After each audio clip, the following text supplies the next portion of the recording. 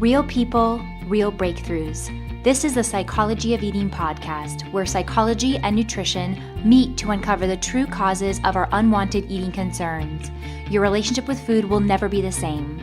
Now, here's your host, eating psychology expert, and founder of the Institute for the Psychology of Eating, Mark David. Welcome, everybody. I'm Mark David, and here we are in the Psychology of Eating podcast. I'm with Patrick today. Welcome, Patrick. Thank you.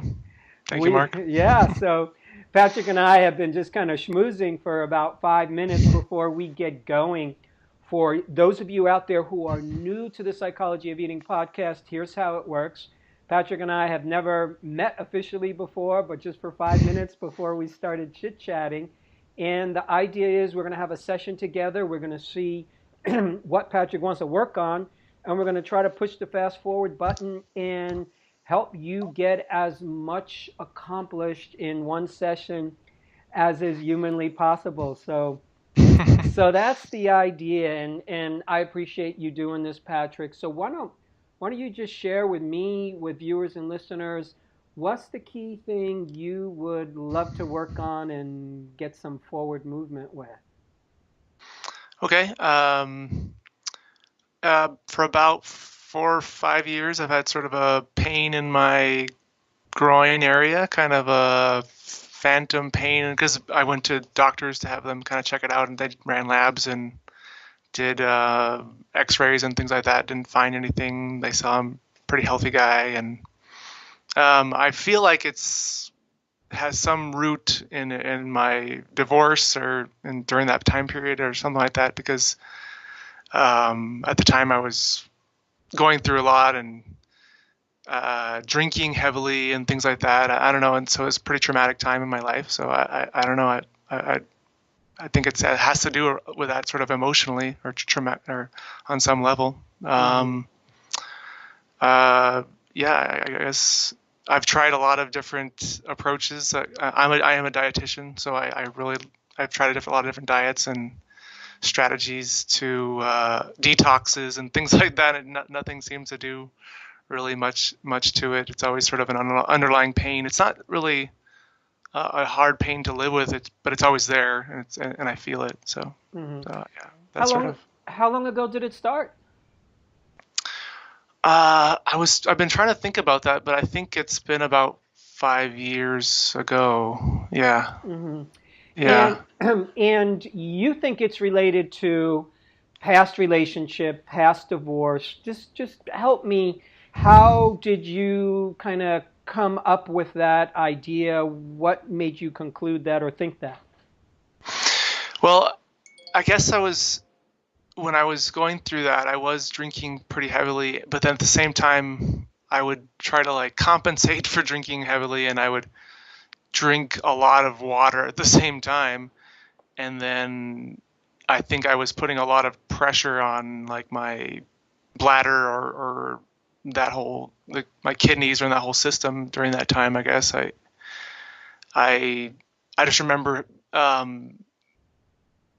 there being a time when I could feel that it was like a lot of pain in that area when I was waking up, and I'd have to urinate for a long time, and it wasn't really helping. I don't think I just have a memory of it for some reason, and that's where I got that, I guess. Yeah. Mm-hmm. Great. And on a scale from 1 to 10, 10 being the worst possible pain in human history, 0 being pain-free, where's the range that the pain generally hangs out in? Yeah, it's usually a 1 or 2. It kind of kicks up a little bit more when I'm stressed, or maybe to a 3, 4 or something like that. But it's never really anything too bad. It's mostly on the left side, but then sometimes I'll feel it on both sides. I mean, as far as that general area. So it kicks up when you're stressed. Yeah. Any other times that you notice that it increases? Well, maybe when I've noticed it. Well, if I've ever been in session with a therapist talking about those things, I feel it more in that area. I definitely do. Sure. And that's another reason why I kind of felt like it was definitely had to do with that. But I didn't know for sure. But yeah, that's those other times when I'm talking about that past relationship or things that pertain to that, my current relationship, and I have a daughter out of that relationship. If there's issues with my daughter, maybe then I'm starting to kind of feel that too. I just want to say before we move forward, in general, phantom pain, I'm going to call it phantom because that's what the medical profession will often label it. The collective we have this interesting challenge because just because science or medical science can't measure something, so my assumption is you've had all kinds of good testing and there's nothing wrong with you. Is that correct, according to what the medical profession's telling you? So right. Yeah, so the challenge is there's nothing wrong with you, but there's something wrong. There's something happening. You are noticing something. So first of all, I just want to say, good for you for just trusting yourself. Really. Okay. But you got to trust yourself. You have to honor your body. You have to honor your own body wisdom. And you're raising your hand and going, okay, I've done everything I can so far in terms of testing to help myself with this. The medical profession tells me, according to our tests, nothing is wrong, but that doesn't mean that there's nothing wrong. This happens all the time. People are sick, they're tired, they're chronically fatigued, they have digestive issues, and they get all kinds of tests and there's nothing wrong, but there's something wrong. So here we are stepping a little bit outside of the usual paradigm now to try to figure out, and I think you're wisely saying, hey, this could be a psychosomatic symptom. And psychosomatic is really a very sweet term for it's influenced by mind and emotions and feelings. And that's real. Our mind, our emotions, our feelings are real. So I just wanted to kind of let you know my belief in that. And I just hope that in this whole process, you honor yourself and not feel guilty because you think there's something wrong with you and other people think there's nothing wrong with you. Okay. All right. You see where I'm going with that? I see what you're saying. Yeah. So like this is a place where you have to empower yourself to go, thank you everybody for your opinions. I know something's happening in this body over here. So that to me is first and foremost. Do you notice times when like, wow, I got like no pain. It's been in a zero for days or weeks, or when are like the best times for no pain or pain free, if such a thing exists for you? I mean, I think that it's the kind of pain where if I'm not paying attention to my body, I don't feel it, kind of thing. But so yeah, if I'm having a great time and enjoying the company of others, or in general, just feeling happy about things. I mean, I don't really notice it that much, or it's not there. But I can't think of a specific time that where it's like not there or something. I think usually when I check into my body, if I do like sort of a body scan, it's always sort of kind of there. Mm-hmm. Yeah. So in terms of professional help that you've been getting in terms of like therapy or therapists, what does that person or that community of people think? Like, have you gotten any, for you, useful insights? Oh, they think it's oomph.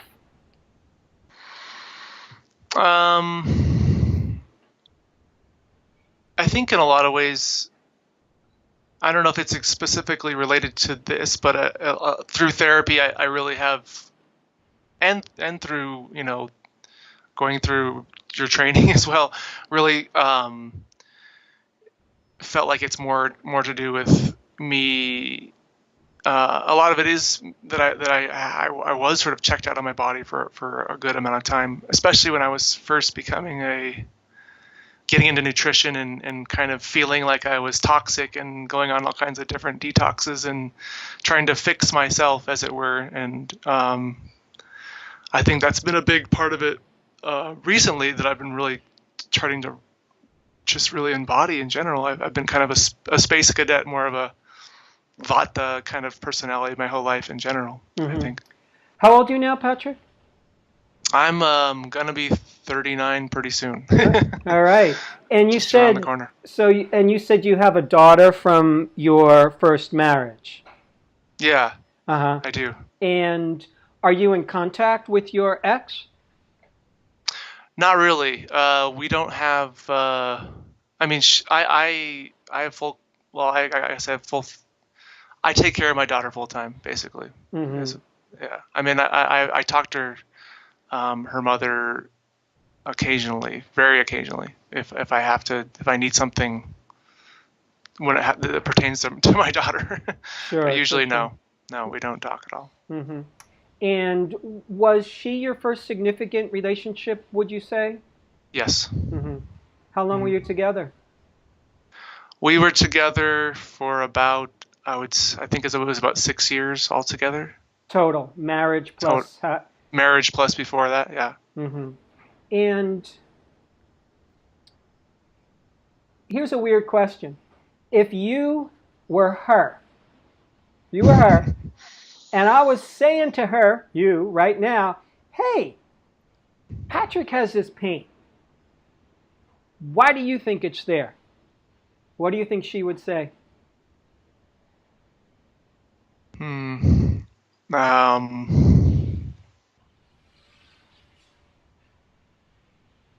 I guess I would say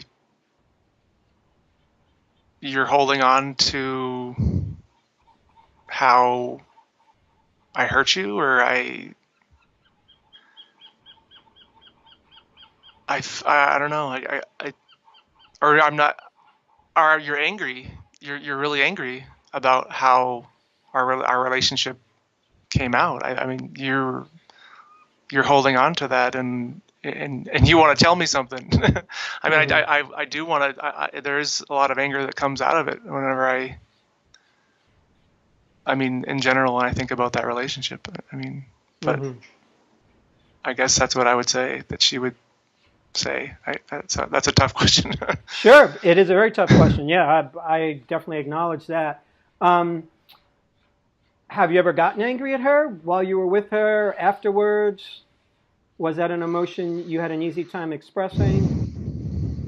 No, I mean, I don't think. Well, of course, I've been in arguments with her for sure afterwards, definitely. Oh, but usually over custody or things like around that, like, or splitting up things, you know, but not in the area of our relationship or anything like that.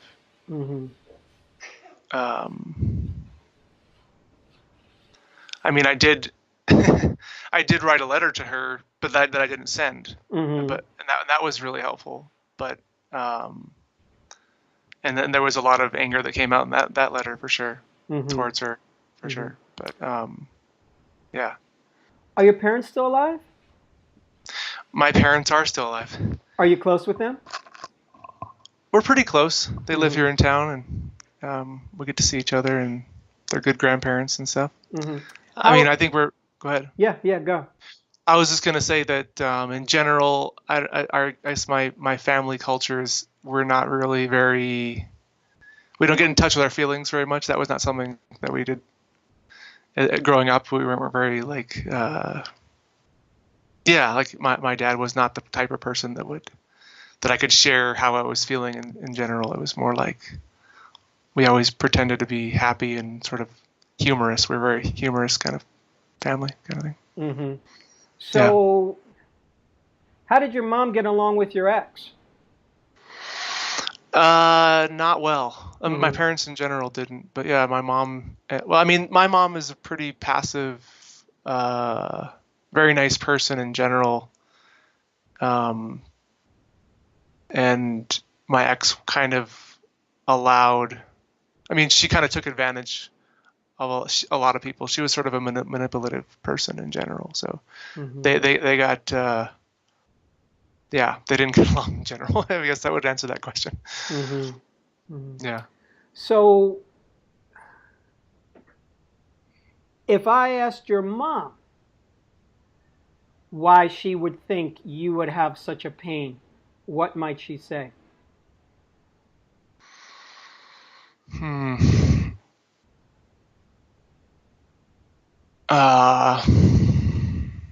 I guess I would.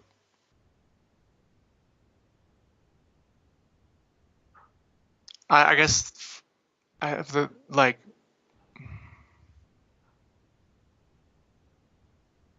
I feel I really do feel bad about that situation with my parents. I alienated them a lot, actually. Maybe she would say that she understands that she knew that I was trying to make the relationship work on some level, and that that I'm holding too much. Again, I guess that's what I keep feeling like I'm holding a lot of emotion down. I'm repressing a lot of emotion. Mm-hmm. That's I guess she would say. Yeah. Just so you know, I'm asking these questions. I'm trying to ask you questions that, to me, help me gather as much information as possible in a short Okay. amount of time. And Right. oftentimes, the people closest to us have some interesting insights. I'm not going to say they're Mhm. always accurate. I'm not going to Right. say they're accurate at all. They could absolutely hit the bullseye or not, but I just find I'm always curious about what the people closest to us are seeing. How about your dad? What would your dad say if I asked him the question, hey, why does your son Patrick have this phantom pain? What do you think? Hmm. Um. Yeah, I don't know. I don't know if he would say anything. It's hard to think of my dad actually having an idea about that in general. But he would probably think that it was something biological that I needed to get more testing done on or something. He's Sure. more of a Yeah. traditional guy in Yeah. general. And are you married now, or you're in a relationship now? I'm married now. Uh-huh. Yeah. And what does your wife think of all this? Like, what's her take on it? She's definitely the agitator in a lot. I mean, she's a therapist herself, and she's pushed me to do a lot of personal work in general. And I would say that she'd probably, I mean, she in general was pushing me to stick up for myself a lot in that relationship when we first met, and I was still kind of dealing with a lot of those issues around my daughter in that relationship. And I think she would just say that that it has to do with me not sticking up for myself in general, and telling her how I feel and how she manipulates people and things like that. I think that's what she would say. Mm-hmm. Interesting. How does that land for you when she says that?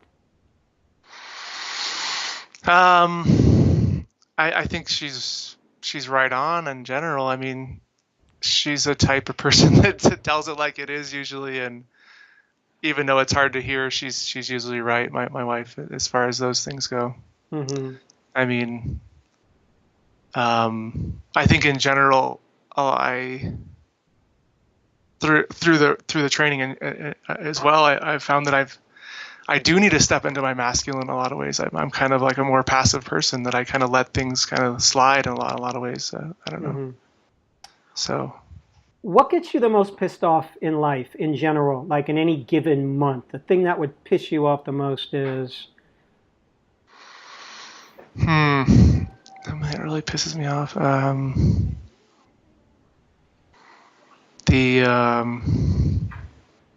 just drawing a blank right now, but it's usually my kids in general. It's usually that they don't.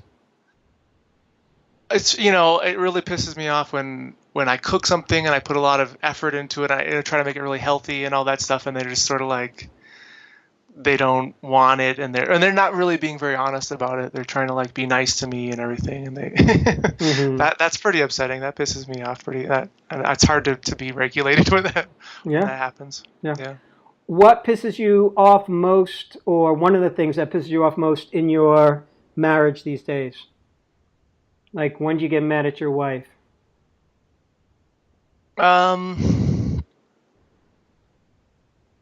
I guess it is something. It kind of it is that when she's pushing me to change and to she sees an area where I'm not stepping up in, and I'm feeling like I'm fine. I'm doing fine. I don't need to change. I don't have anything pressing, right? Or I feel like I'm working on my stuff on my own pace, and she likes to kind of push me a little further along, and that I usually get pretty defensive at first, and we might argue or something, and then later on I kind of see where she was going, and I start to change. But it's at first it's usually a lot of anger and sort of that's my first defense in that area. Mm-hmm. So Patrick, I've got some thoughts here. I can keep asking questions and gathering more information, but I personally think we're in the right neighborhood here. Okay. Just in terms of just some of the things you've been sharing and some of my thoughts. So I would just like to kind of put together what's going on in my mind right now, and Sure. see if that's interesting for you or can move you forward in some way. In general, and forgive me for saying things that you might already know, but I think in general, it's so helpful when we are respecting our symptoms, plain and simple. When we're Okay. listening to them, when we're paying attention to them, because this symptom has your attention. If I had a pain in the head, that's going to get my attention.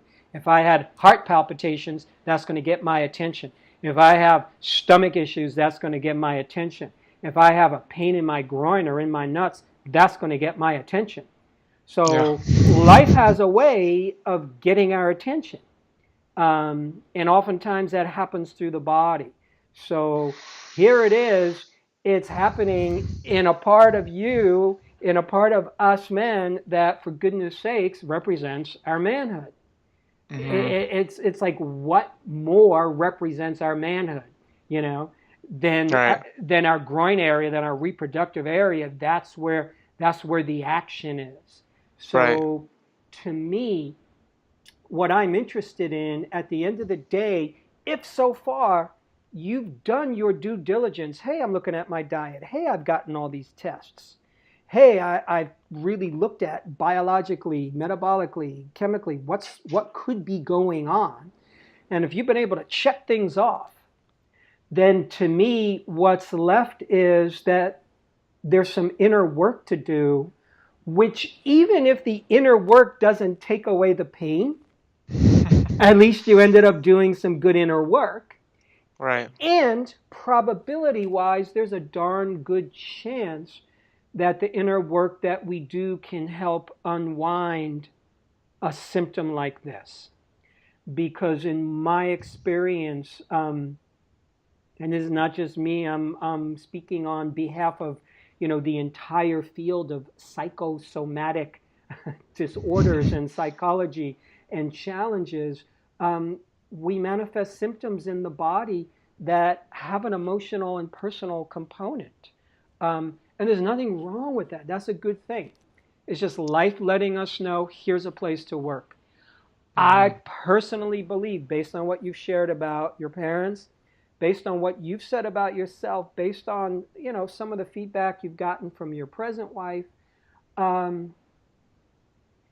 it probably does have a lot to do with your relationship to the masculine, your relationship to being you as a man, whatever that means for you. And what that means for you is an interesting exploration. Okay. Because ultimately it's your exploration. You could take my feedback, you could take your wife's feedback, you could take anybody's feedback, but ultimately you're the general manager of this situation. And you have to start to put things together such that even though you're collecting data and you're getting help, this is your process.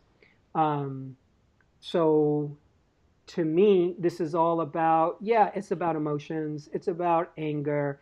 It's about you saying how you really feel.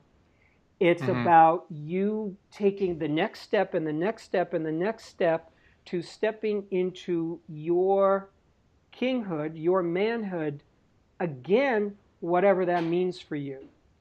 What I want to suggest to you, you said you were 39 now?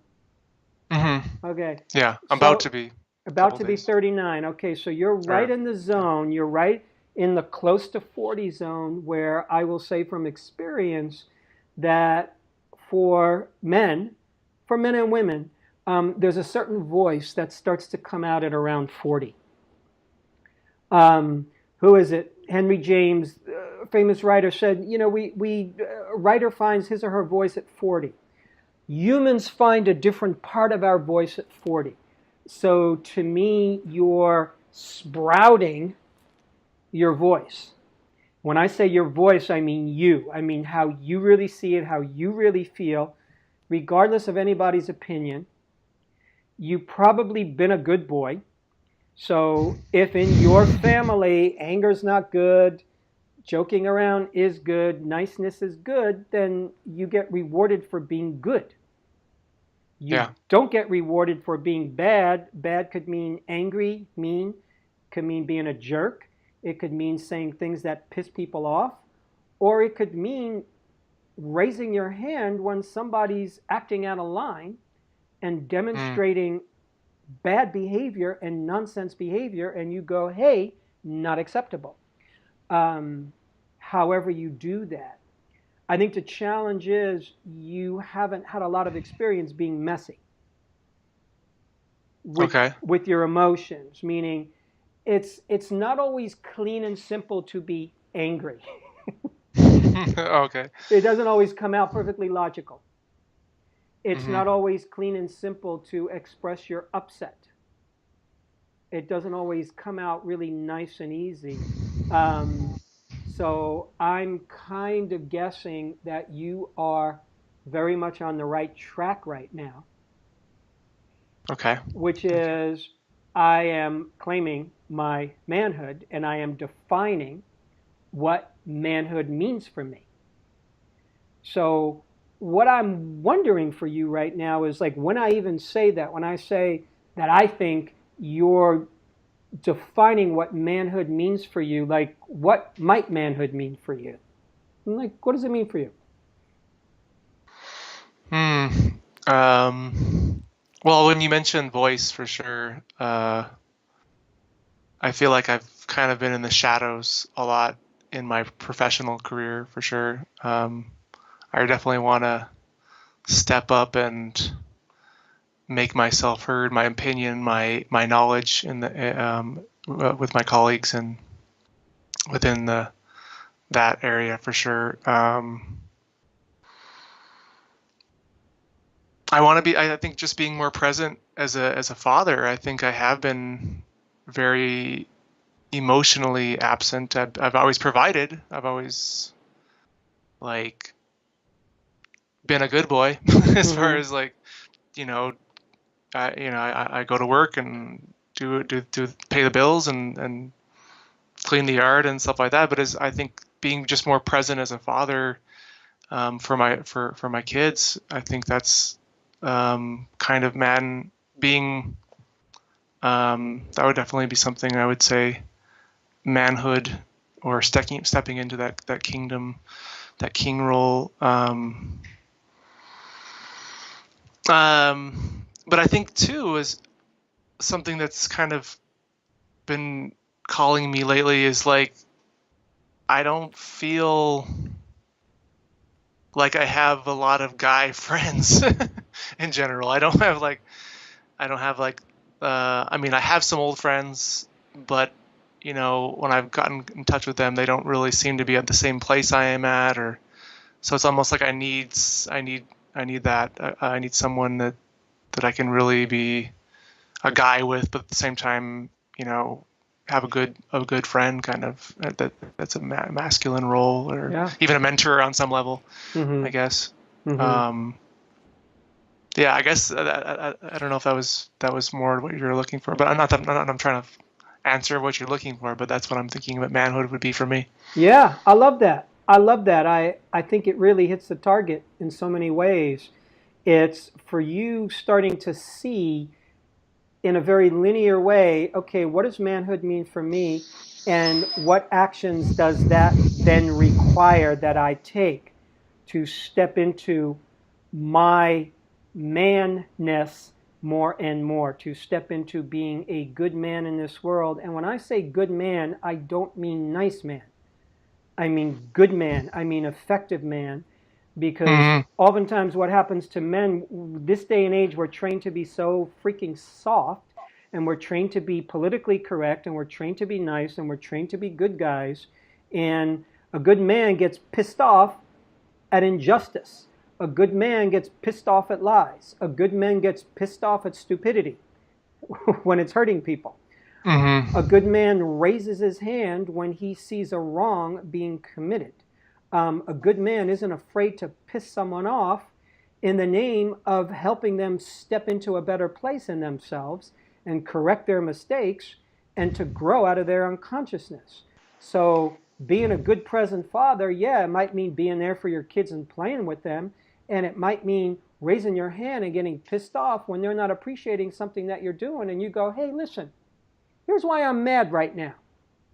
I just did this, and this, and this, and you're not appreciating it.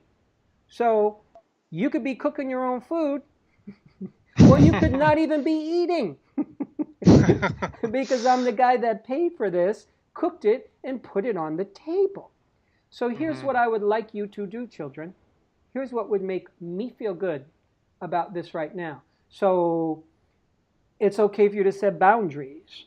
So I would really love for you to start keeping some kind of running journal. Okay. So you could see the specifics about stepping into my manhood means. It means finding more men friends or men friend that supports me in where I'm going.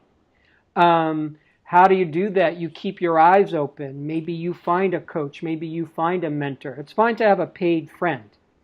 You know, oftentimes that's what a therapist is. That's what a counselor is. That's what a coach is. No problem with that. You know, we don't always have time to make new friends, find the right friends. So if you can afford it and if it's worth it for you, I love the idea, you know, especially if your therapist is a woman, I would want to see you have more men in that role, because your wife is already being a therapist. She's already playing that role. I would love to decommission your wife a little bit more from her therapist role with you. Yeah, let her be a wife to you. It's her prerogative to raise her hand and say, honey, you got to do this better. So I would be very attentive to what she has to say, but at the same time, understand that she's not your therapist. Okay. You follow me? Because if you let her have that role, she will gladly take it because she's probably good at it. But what's going to happen is it's going to depolarize both of you more, because you're going to feel like you have to listen like that's your therapist and it's not your wife. I see. You follow what I'm saying? It could be a bit depolarizing sometimes. So I want to see you being able to do a lot of your work outside of your wife being a therapist for you. You follow me? And I want you to bring more of your manhood into the relationship. More and more, without her telling you how to do it. Okay. Am I making sense? Yeah. Yeah. So what would that mean for you? If you were bringing more of your manhood into your current relationship, what might that look like? I guess in general, not always looking for permission to do just about anything. I think that's something that happens. But I feel like I am stepping out of that a lot more now. But doing that more for sure.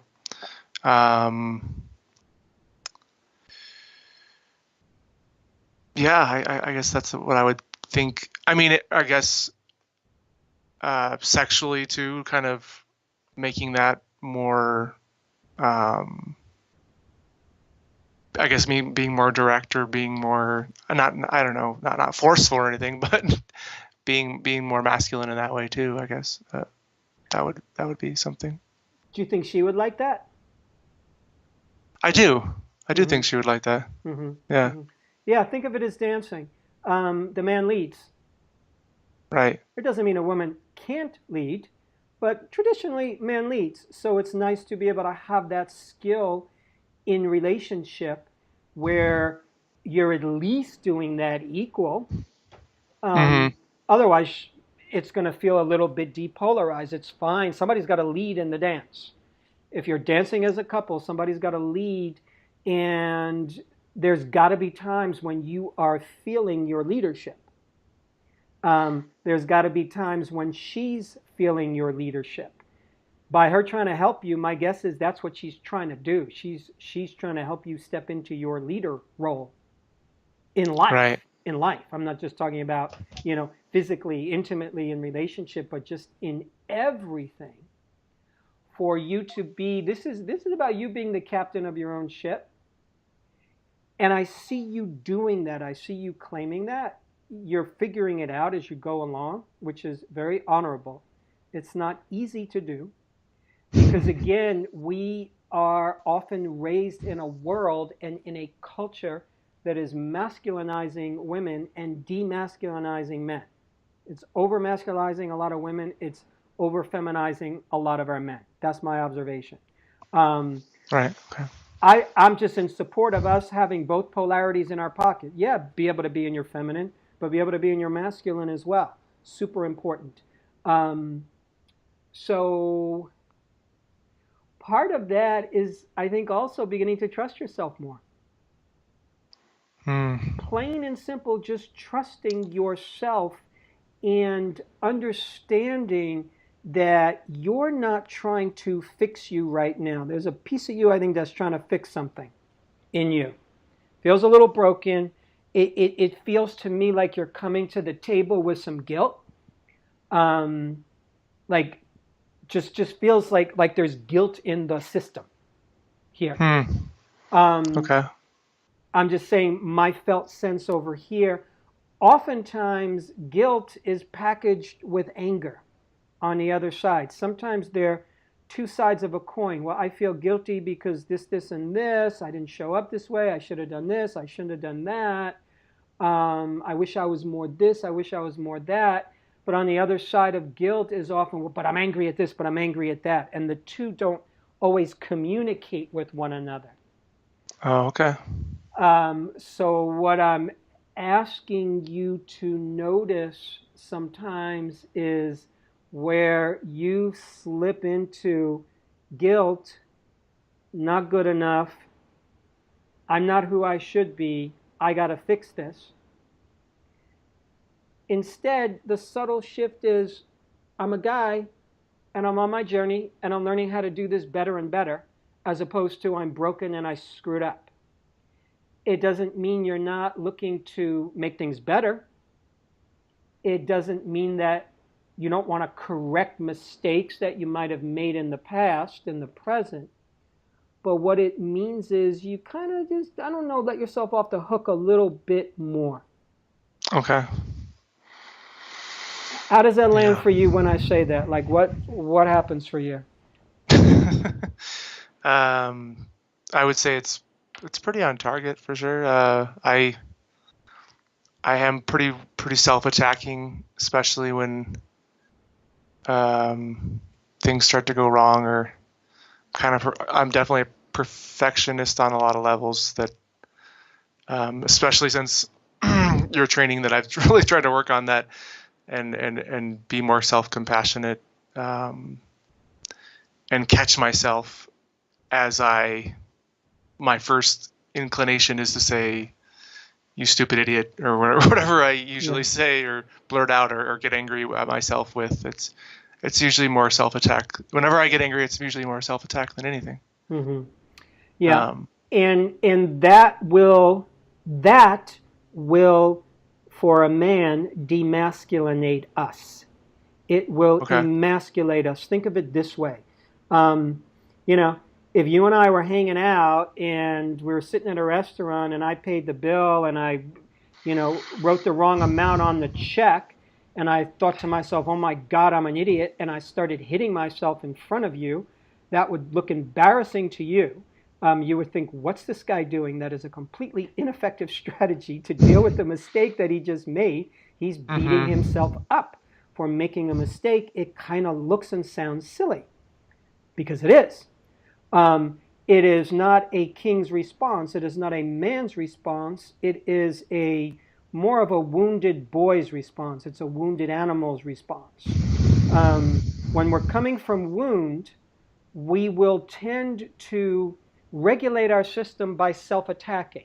Makes no sense, but that's a wound. It's a misperception of how reality works.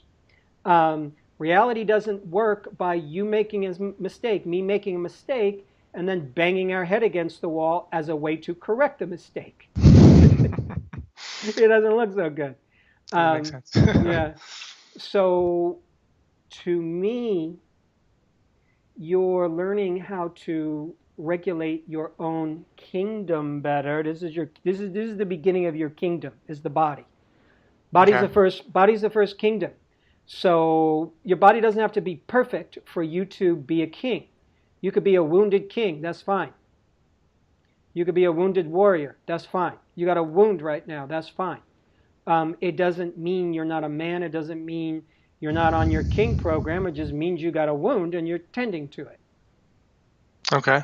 So there's a shift there that wants to happen. You're not this wounded boy trying to fix yourself. You're a wounded man tending to your wounds. Okay. So you already are a man. You're getting it a little bit. Okay, you already are a man. I'm already a man. Okay. You're already a man. There's things in our head that has us believe otherwise. So what you're doing right now, to my mind, from my standpoint of my own journey as a man, watching other men, really being observant about the different life stages, you are a king in training right now. You're a late prince, you're a king in training. King in training means we ascend the throne. You ascend the throne. The throne isn't given to you. Here, Mark, here, Patrick, here, Bob, here, Joe. Here's your throne. Here's all your power. Here's your kingdom. Here's all these people following your orders. Here's all these things working perfect. No, we have to make that happen. Okay, so it's not given to us. There's no pill, there's no button to push. We ascend the throne, and the way we do that is by doing what you're doing, which is what's right in front of you. By handling the challenge that's in front of you, that's the next step to ascend the throne. So you're dealing with a phantom pain that's just raising its hand and going, yo, dude, something's up here. To me, you've wisely assessed, this has to do with me being a man. So now you're defining what that is, you're exploring what that is, and you're looking to gather support, because that's what a smart man does. He gathers support in heading where he wants to head. No lone cowboys here, you know. Okay. It's all about you amassing support. This is you amassing support. Reaching out and going, hey, yeah, I'd love a session. I'd like to do this. That's more support. That's being a smart king. When good kings are in trouble, they band together. Okay. When good kings are in trouble, they talk to one another. Hey, what do you think? What should I do? What's your opinion? Do you have anybody you could recommend? All that kind of thing. Right. Okay. So good kings, good men talk to one another. They support one another. I want to say one other piece here that I want you to think about for now, and that is that there's a place where, in order to step into, and I'm speaking as men now, same applies to women, in order to step into our manhood, or for women, or step into our womanhood, we have to step out of our parents' house. The longer I'm in my parents' house, so to speak, the more I'm their child. The moment I step out of my parents' house, I am less their child because they're not telling me what to do, when to go to sleep, when to wake up, what to eat, when to brush my teeth. You forgot to brush your teeth. So as soon as we leave the parents' house, we are starting to individuate. What happens is a lot of us walking around in our 30s, 40s, 50s, 60s, 70s, we still live in our parents' house. Emotionally energetic. I'm still trying to please my mother, please my father, please my parents. I'm being a good boy. So a part of us is living there. It's your rules now. It's your rules about how life is, how your kingdom goes. Yes, you're in negotiation with your queen, with your wife, but you're the king.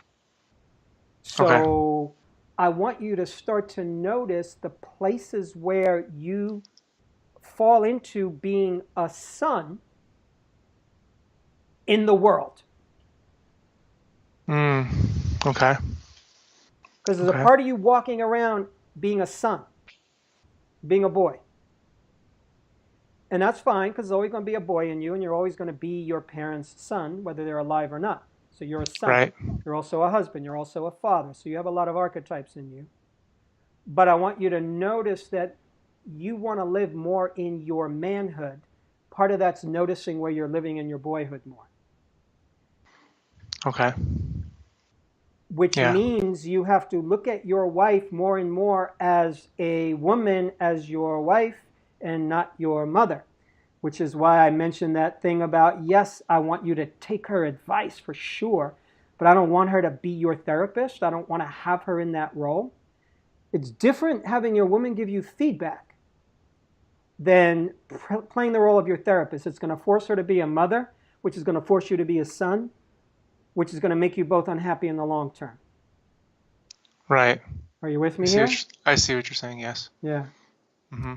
So, how you doing? What you thinking? What's going on for you?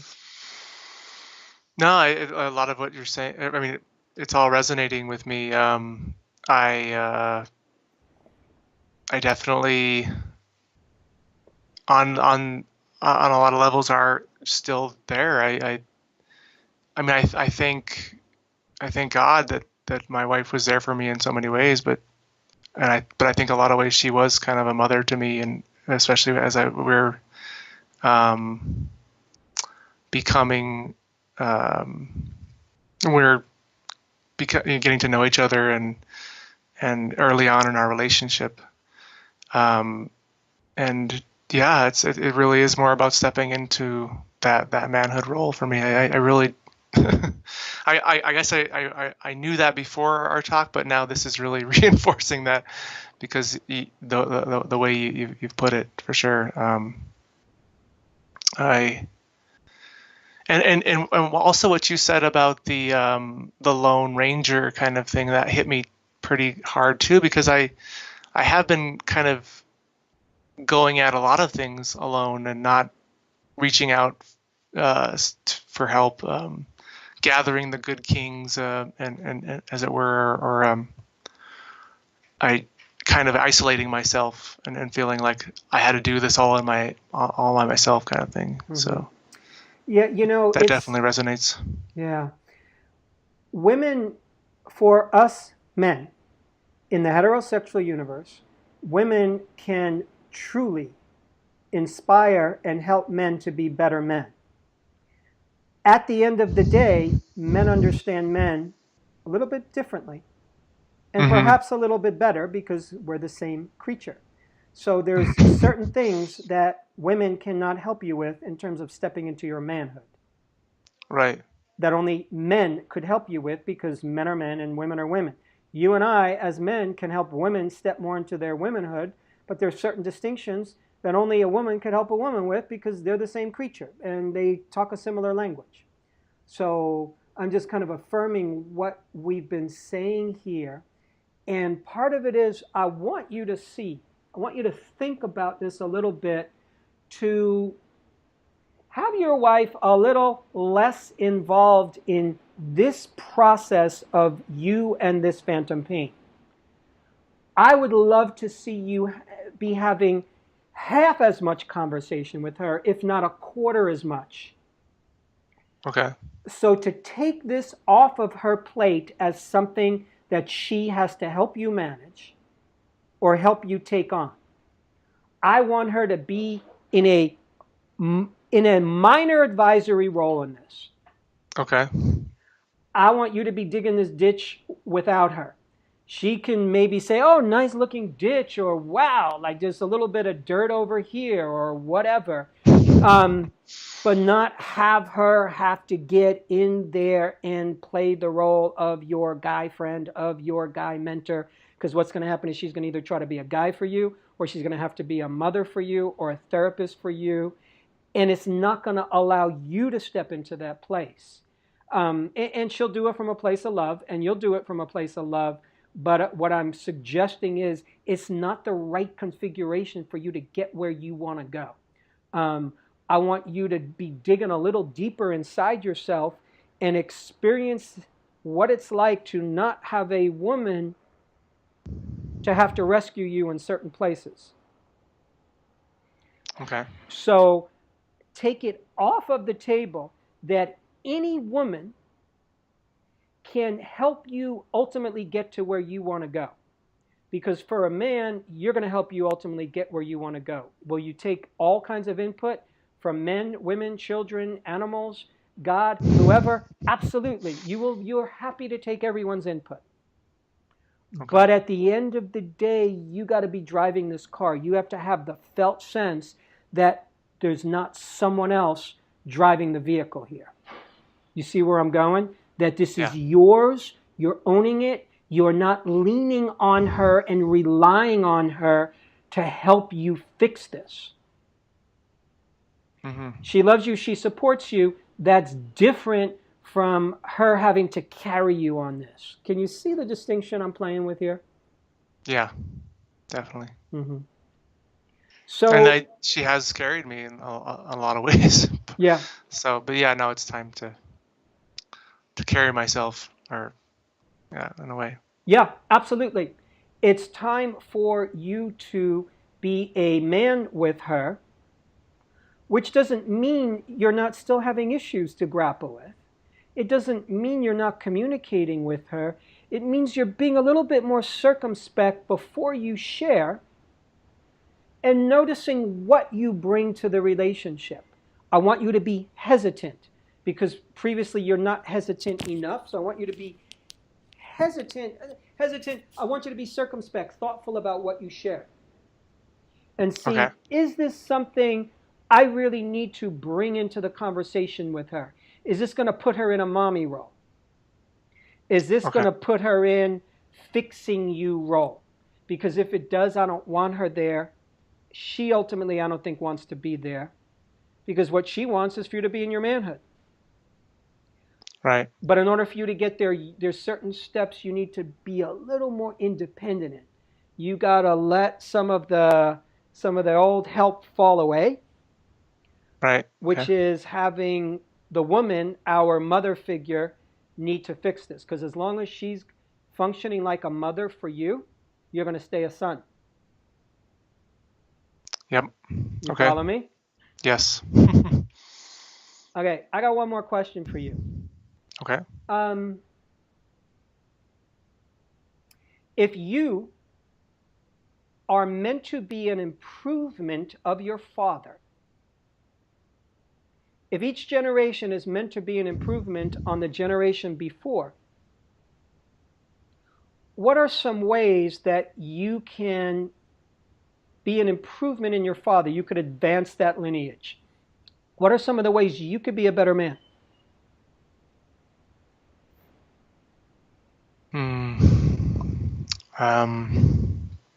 I would say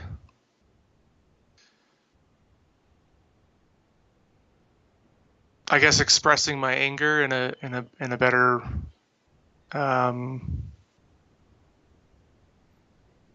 more integrative way, I guess, or a way that helps me express the feelings that need to come up and come out of me.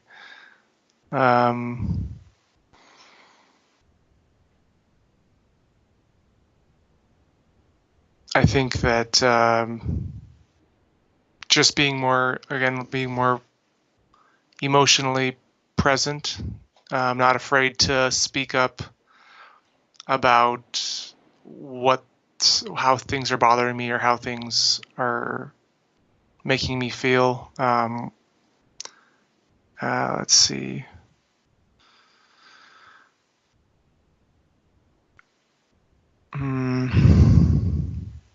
Not really sure.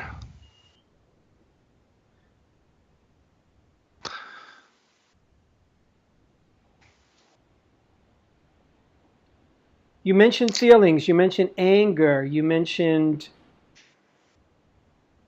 being more present. Yeah, I think that's just the big one. The being more present. I see my father always sort of escaping. He always sort of like, escapes into the TV or a book or something. I just want to be not afraid to face whatever comes up for myself or for my kids or for it just and not always numb it with something. Yeah. I guess that's a big one for sure. Good for you. Good for you. That's a lot right there. That's a lot. It's kind of learning to wrestle. It's learning to grapple with what's in front of you. Wrestling and grappling is unpredictable. It's messy. It's sweaty. People get hurt. Right. And it's okay, because we always got to be exchanging and wrestling with life, and you haven't had that kind of role model. So now you're trying to teach yourself that. And now you're trying to learn that on the fly. So what I want to say is really good for you. And this, Patrick, is hard work. It is hard work to masculinize ourselves when we didn't have the kind of upbringing that allowed us to have a healthy balance of masculine and feminine. It is hard to do that. It's hard for a super masculine man who has been taught to ignore his feminine to embrace his feminine. It's hard to a super feminine man who's been taught to, ignore his masculine to embrace his masculine. So this is difficult work. If it was easier, we would have done it. So I think you understand this. So it's not about getting rid of this pain that you have. Sure, we'd like it to go away. Sure, we would love for it to go away, but it only goes away as you graduate. So it's raising its hand and saying, I'm here for a reason, because it's getting your attention so you can end up having a conversation like this Right. to help you move forward. So in my universe, you are taking every right step, and it gets more challenging. But that's the beautiful challenge, is for you to rise up to that. So you are ready to go into the grappling, and you're ready to embrace what life is giving you. You're ready to jump into the fray. You're ready to get messy. You're ready to be in a fight. You're ready to get angry. You're ready to be loving. All of it. My guess is you're ready to be loving. You're ready to be sweet. You're ready to be nice, but you're not always ready to go, no. That sucks. Yeah, I tend to avoid confrontation in general. I don't like it. Yeah. So that's what you're slowly changing. So that's what I see happening. That's the keys to the kingdom to me here in terms of unwinding your symptom. So I would personally look at not worrying about your symptom, not worrying about the pain in your nuts, so much as you are responding to it by making changes in your life as an experiment to see what happens. Because the changes that you're making make sense. You're resonating with them. They feel right to you. We're growing, unfolding human beings.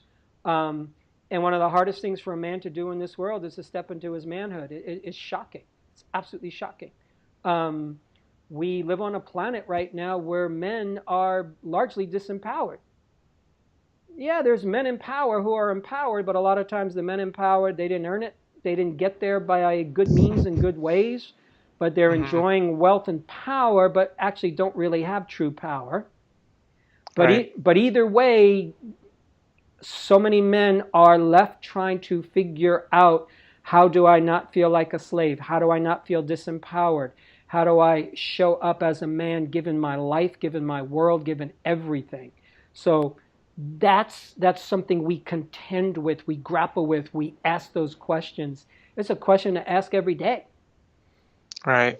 And it never stops. It's not like, oh, you wake up one morning and you're there. It's like, no, you wake up one morning and you're doing better, and you wake up the next morning and you do a little better. And you wake up the next morning and you take 2 steps back, and you wake up the next morning and you take 2 steps. You know what I'm saying? It's a little bit of a flow. Sure. So, my friend, I'm really happy for you. I think you're doing great. I hope you give yourself a little love for how hard you're working here. And I think there's some good little nuggets that came out of our time together. Definitely. Thank you very much, Mark. I appreciate it. Patrick, I appreciate it also, and good luck. And I would listen back to this session and maybe even take some notes for yourself after we get off the line, and just see what you want to incorporate for yourself. And I really appreciate you being willing to just kind of share you and your process. A lot of people are going to be listening, and I think this is a super important topic. So I really appreciate you being generous about what you're going through, and so super honest. So thank you. Well, thank you for offering this as a opportunity. It was really hard to step up and do it, but I'm so glad I did it. Stepping into your manhood. Definitely. Good for you. Patrick, thank you so much. Yeah. Thanks, Mark. And thanks, everybody, for tuning in. Once again, I am Mark David, founder of the Institute for the Psychology of Eating. On behalf of the Psychology of Eating podcast, lots more to come, my friends. And you take care. Bye. I hope this was helpful. Thanks for listening to the Psychology of Eating podcast. To learn more about the breakthrough body of work we teach here at the Institute for the Psychology of Eating, please sign up for our free video series at ipe.tips. That's I for Institute, P for Psychology, E for Eating.tips, TIPS. You'll learn about the cutting-edge principles of dynamic eating psychology and mind-body nutrition that have helped millions of people forever transform their relationship with food, body, and health.